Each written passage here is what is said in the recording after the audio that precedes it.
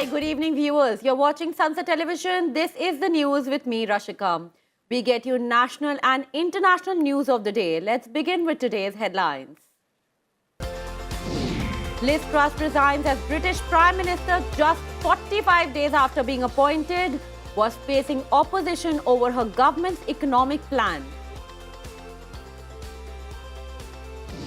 Prime Minister Narendra Modi urges people to adopt, reduce, reuse and recycle to save the planet. Launches Mission Live with UN Secretary General Antonio Guterres. PM's Diwali Bonanza for the people of Tapi in Gujarat.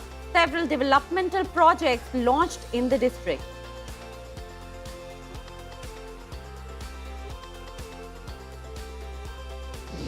India aiming for defense exports worth $5 billion US. Defense Minister Rajnath Singh says at Defense Expo, invites US defense companies to set up manufacturing units in India. And Kashmir Valley receives season's first snowfall. Popular tourist destinations Gulmarg and Sonmarg covered in snow. Cyclone to hit West Bengal coast on 25th of October.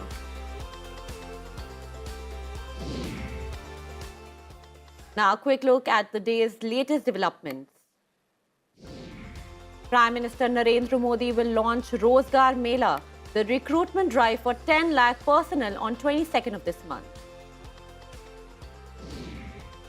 Government expresses confidence prices of pulses and onion will not go up during festive season. The Election Commission invites entries for Best Campaign on Voters' Education and Awareness in 2022. Union Minister Prahlad Joshi reaffirms government's commitment to end coal import in next 2 years. Union Ministry of Panchayati Raj organizes 2-day national training workshop on People's Plan Campaign 2022. National Investigation Agency conducts raids at 2 locations in Varanasi and Delhi, arrest highly radicalized ISIS operative Basit Kalam Siddiqui in Voice of Hind module case. The Competition Commission of India imposes penalty of over 392 crore rupees on online travel firms for adopting unfair business practices. Ahead of the crucial midterm election in the US, President Joe Biden has announced a slew of measures to lower gas prices. 15 million barrels from strategic petroleum reserve to be released. Iran girl aged 16 beaten to death for not singing anthem praising Supreme Leader Ayatollah Ali Khamenei. Union Minister of Youth Affairs and Sports Anurag Singh Thakur informs 5th Khelo India Youth Games 2022 to be held in Madhya Pradesh.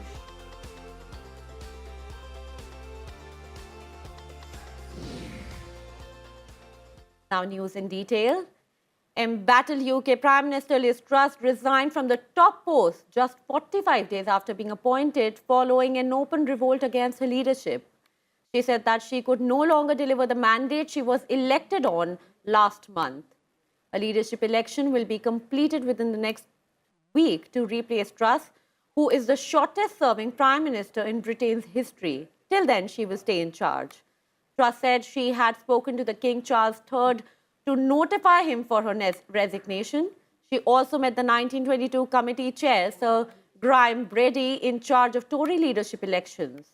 Truss was facing a lot of opposition over her economic program that sent shockwaves through the markets and divided her Conservative Party. I recognise, though, given the situation, I cannot deliver the mandate on which I was elected by the Conservative Party.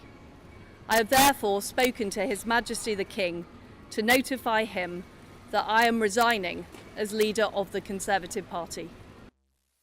Prime Minister Narendra Modi and UN Secretary General Antonio Guterres launched Mission Life today. It is a global plan of action aimed at saving the planet from the disastrous consequences of climate change. The launch comes ahead of next month's mega UN climate meet in Egypt. The action plan, along with the logo and tagline for Mission Life, were jointly launched by the Prime Minister Modi and the UN chief at Kevadia in Gujarat. Speaking at the launch, Prime Minister Modi asked people to adopt the concept of reduce, reuse and recycle and circular economy. He said Mission Life will strengthen the concept of a pro-people planet. Mission life P3 की अवधारणा को मजबूत करेगा। P3 यानी pro planet people. आज हम एक ऐसी दुनिया में जी रहे हैं जहां इस बात की चर्चा रहती है कि कौन किस देश या गुट के साथ है और कौन किस देश या गुट के खिलाफ है। लेकिन मिशन लाइफ धरती के लोगों को प्रो प्लेनेट पीपल के तौर पर जोड़ता है, उनको अपने विचार से समाहित करता है, एक कर देता है। ये लाइफस्टाइल ऑफ द प्लेनेट, ये lifestyle of the planet, for the planet and by the planet की मूल सिद्धांत पर चलता है। Addressing the gathering, UN Secretary General Antonio Guterres urged developed countries to fulfill their climate commitments. He also asked them to provide meaningful financial and technological support to developing countries. We also need to be speaking up and demanding the leaders to support clean, green lifestyles and ambitious climate action. This is the mission of the Lifestyles for the Environment initiative that I hope can spread throughout the world. Dear friends, I am immensely encouraged by the commitment that India has made to pursue environmentally sound policies. These efforts include a pledge to significantly increase investment and deployment of renewable energy, championing the International Solar Alliance, and joining the High Ambition Coalition for Nature and People, which aims to protect and conserve 30% of the world's ecosystems by 2030. Prime Minister Narendra Modi held a bilateral meeting with the UN Secretary General Antonio Guterres at Kevadia, Gujarat today. The two leaders held a comprehensive discussion on various issues. Prime Minister Modi said that India is like a second home for Guterres. He stated that whenever UN and India have worked together, new avenues have been found to make the world better. The UN chief is on a 3-day visit to India starting Wednesday. He went to visit the Statue of Unity, where he was welcomed by Prime Minister Modi. The two leaders also offered floral tributes to Sardar Patel's statue. The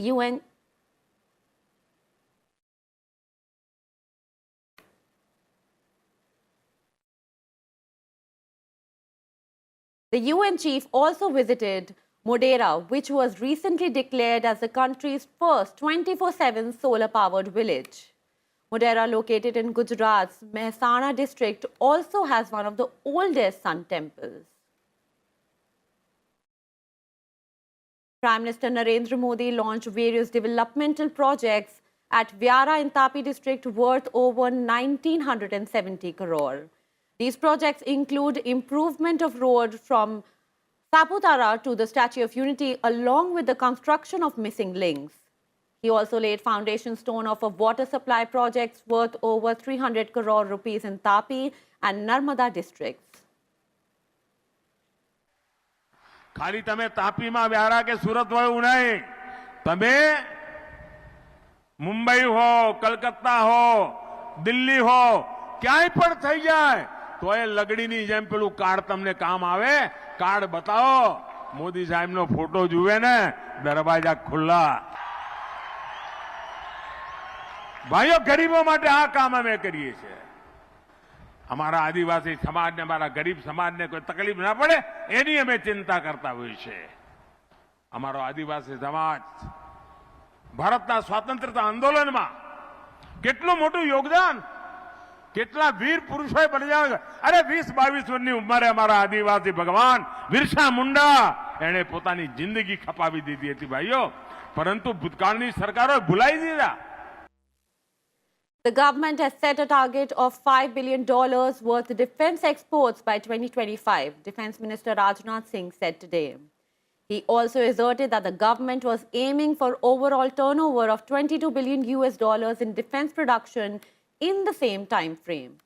Speaking at an event at the 12th Defense Expo in Gandhinagar, Rajnath Singh invited US defense companies to set up manufacturing units in India asserting that the current era is a golden period for the Indian defense sector.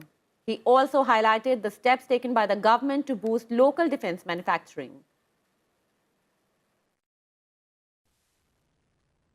मेरा विश्वास है कि नई ऊर्जा के साथ आगे बढ़ रही इंडियन डिफेंस इंडस्ट्री में ग्रोथ की अपार संभावनाएं हैं। आज पूरा विश्व भारत को आशा और विश्वास की निगाहों से देख रहा है। भारत आज दुनिया की जरूरतों को पूरा करने की दृष्टि से आगे बढ़ रहा है। निश्चित ही डिफेंस सेक्टर भी हमारा उसका अपवाद नहीं है, बल्कि मैं कहूंगा डिफेंस सेक्टर उसमें एक इम्पॉर्टेंट रोल प्ले कर रहा है। Home Minister Amit Shah has sounded the poll bugle for the MCD elections in Delhi.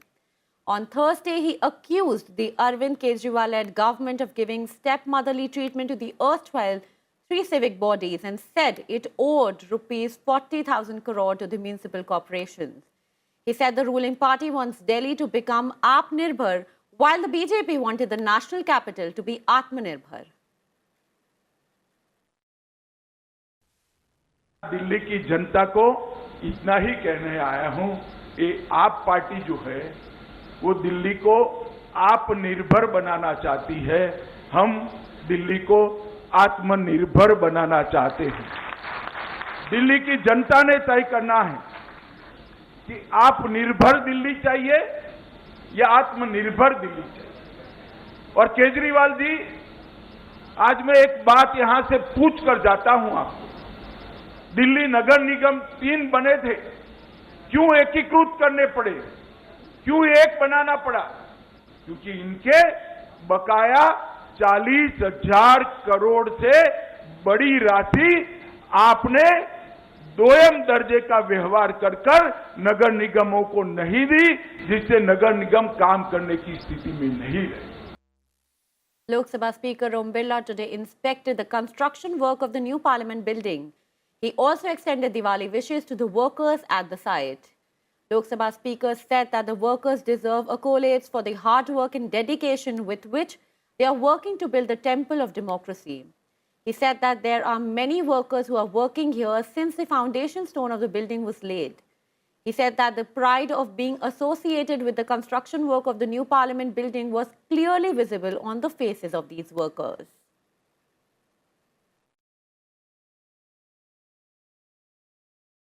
Winters have arrived early in the Kashmir Valley due to snowfall in higher reaches. Popular tourist destinations like Gulmarg and Sonmarg received significant snowfall last night. The officials said more than 2 inches of snow had accumulated in the Gulmarg Bowl, while the snowfall was heavier in higher reaches of the valley. Srinagar city and other areas of the valley received moderate rainfall since the early hours of Thursday, bringing down the temperature by several degrees. The IMD has warned the possible cyclonic formation in the Bay of Bengal, which is likely to reach West Bengal, Bangladesh coast by 25th of October. The India Meteorological Department said that the low-pressure area in the Bay of Bengal is likely to intensify into a cyclonic storm over the next 4 days. The IMD is yet to make a forecast on the intensity and wind speed of the cyclone.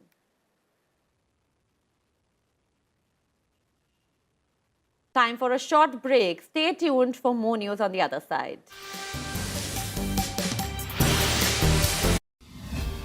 आपके सांसद में इस बार देखिए 700 से अधिक फिल्मों में अपने अभिनय का लोहा मनवा चुके बॉलीवुड, टॉलीवुड और भोजपुरी सिनेमा के सुपरस्टार और गोरखपुर संसदीय सीट के युवा सांसद रवि किशन की कहानी उन्हीं की जुबानी। गोरखपुर में और यूपी में का बात जे कबो न रहल अब बात यूपी में सब बात। शुक्रवार शाम 7:30 बजे सिर्फ संसद टीवी पर। यूपी में सब बात।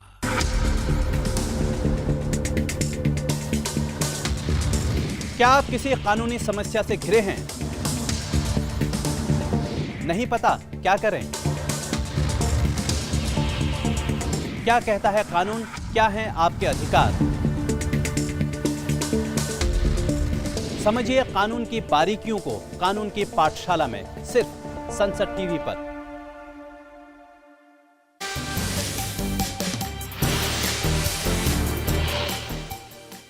Welcome back to the news. Now time for all the updates from the Russia-Ukraine war front. In news from the war zone, the Indian embassy in Ukraine has asked Indian nationals there to leave the country at the earliest in view of a fresh wave of strikes by Russia. In an advisory, the mission also called upon Indian nationals not to travel to Ukraine. Ukrainian President Volodymyr Zelensky has expressed his distrust of the Iranian government and accused Tehran of earning money through the supply of drones to Russia. In a television interview, Zelensky said that Iran is supplying Russia with killings of Ukrainians. Ukraine has been accusing Iran of violating a UN Security Council ban on the transfer of drones capable of flying 300 kilometers. US President Joe Biden has said that Russia's president finds himself in an incredibly difficult position. He said this in response to Russian President Vladimir Putin's latest move to impose martial law in all 4 annexed Ukrainian regions. Biden said that it seems the tool available to him is to brutalize individual citizens in Ukraine and try to intimidate them into capitulating. Russian President Vladimir Putin today ordered the establishment of a coordination council, which will be headed by Prime Minister Mikhail Mishustin. The council will increase interactions between government agencies. Mishustin said the council would focus on boosting supplies of weapons and military equipment, conducting construction work and facilitating transportation. Ukrainian President Volodymyr Zelensky has appealed to citizens to curb their energy use after Russian strikes damaged 30% of the power stations in just over a week. He urged people to limit their electricity consumption and use of appliances that consume a lot of energy. He stated that 3 more energy facilities had been hit by attacks on Wednesday. Meanwhile, Kyiv has reduced public transport services, replacing electric-powered buses to save power. Some people also went without running water to try to ease pressure on the grid and give engineers a chance to rebuild infrastructure destroyed by Russian strikes.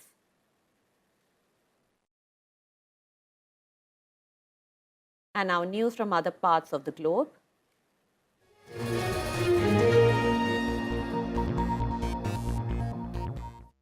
The strengthening US dollar is leading to widespread inflation and economic disruption. The surge in the US dollar is threatening to aggravate a slowdown in growth and amplify challenges for global central banks. Here is our report.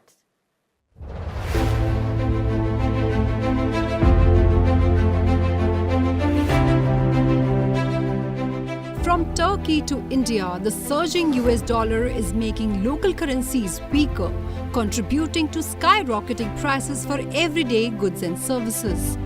The dollar is up 18% this year against a basket of key currencies. The reason is the Federal Reserve's move to raise its benchmark short-term interest rate 5 times this year.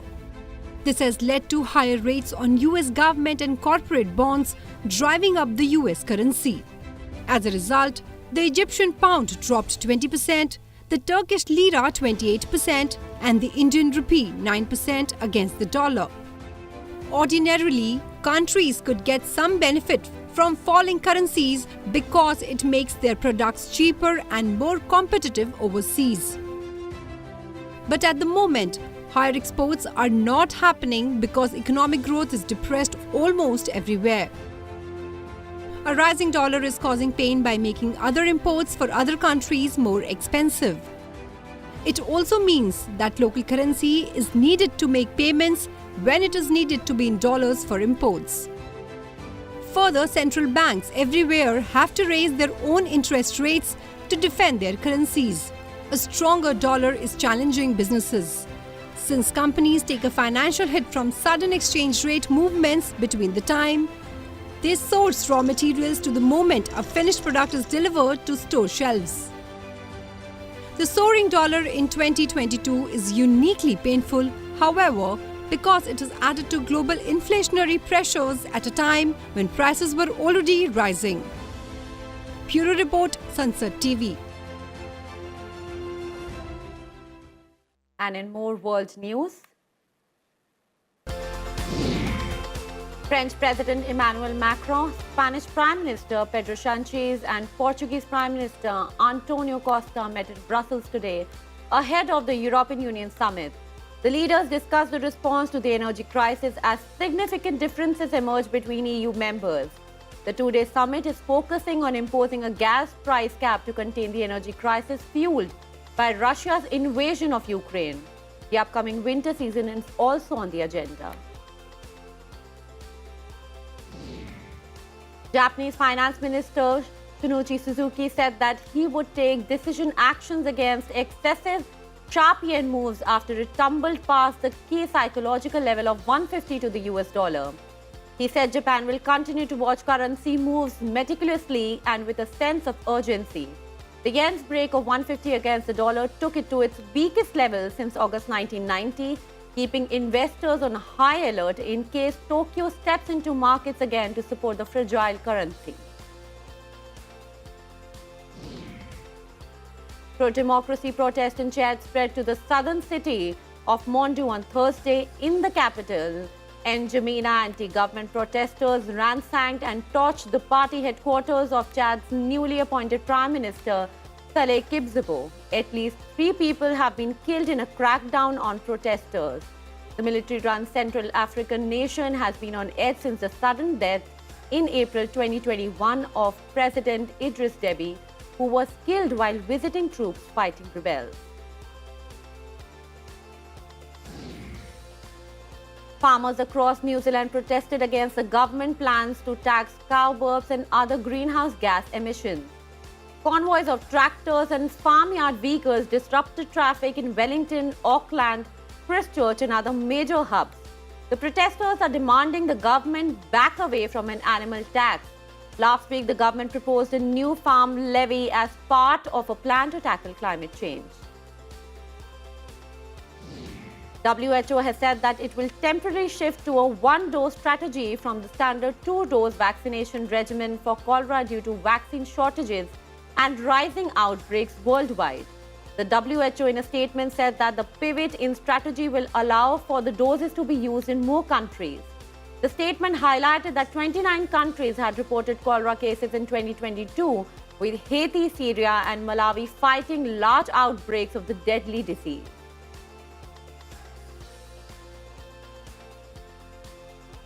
Now time for all the latest from the world of sports. In the ninth first round Group A match of the World T20 played at Geelong today, Sri Lanka defeated Netherlands by 16 runs. Lanka posted 162 for 6 and then restricted Netherlands to 146 for 9. India will tour Bangladesh in December to play 2 tests and 3 ODIs. Dhaka set to host all 3 ODIs and 1 test, and Chattogram and the other tests. Sports Minister Anurag Thakur says the Home Ministry would decide on the cricket team's travel to Pakistan for the Asia Cup 2023. Overall, players' safety and security is an important matter, said the minister. Karim Benzema celebrated his Ballon d'Or win with a goal in Real Madrid's comfortable 3-0 La Liga win over Elche. Manchester United dealt a blow to Tottenham's Premier League title aspirations with a dominant 2-0 win at Old Trafford.